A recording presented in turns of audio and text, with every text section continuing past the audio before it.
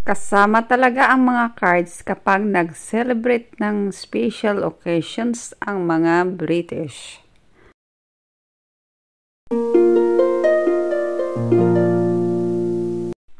Good morning guys and happy Valentine's Day. Late upload na ito at late sharing. Valentine's Day kaya may Valentine's card ako dito. Kahit anong okasyon pala dito guys, may share ko sa inyo. Lahat ay nagbibigay itong mga British ng card at i-display pa yan nila hanggang 1 linggo.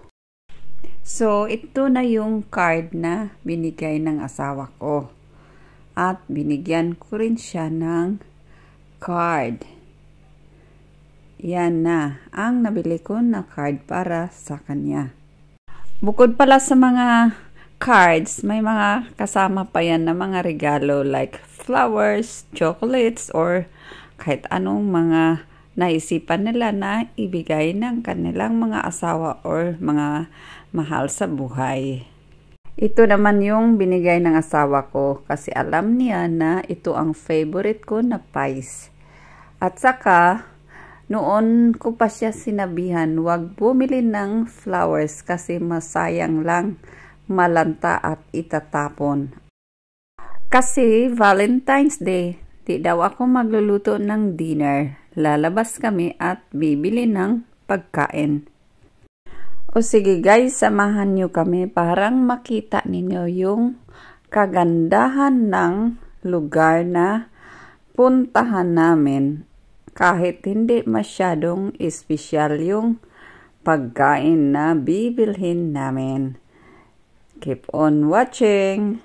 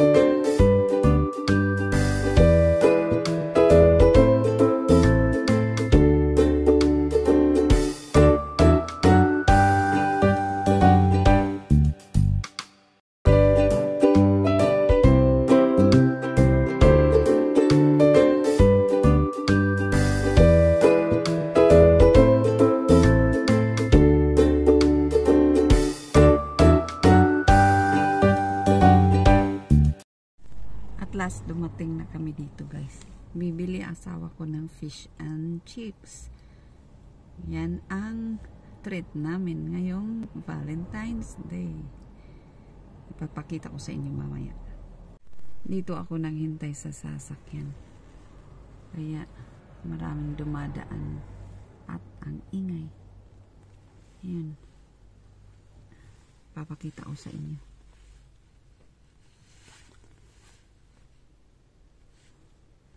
Ayun, mga tindahan yan dyan sa tabi-tabi guys. Ayun, nagsara na yung iba. Mga bahay din yung iba. Yan, may mga sasakyan doon. Dito sa likuran ko yung fish and chips. Yan doon. Ito na yung binili ng asawa ko na fish and chips. Pero mamaya pa ito i-open.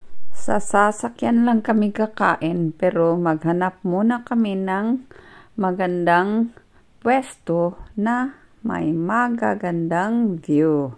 Dito na kami guys, konting silip sa magandang view. Kain muna. Ito na yung sabi ko sa inyo guys, ipapakita ko sa inyo. Ang fish and chips. Ito yung popular na take away dito sa UK. O, tingnan nyo guys, may dala pa ako na hot sauce. After kain, ipakita ko sa inyo ang magandang view dito at ang magandang sunset. O, di ba? Maingay nga lang kasi dito kami sa lay-by naka-parking kaya maraming sasakyan na dumadaan. O sige guys, pauwi na kami at habang nasa biyahe, mag-enjoy tayo sa magandang sunset at sa view. Happy Valentine's again sa lahat. Thanks for watching. Bye-bye.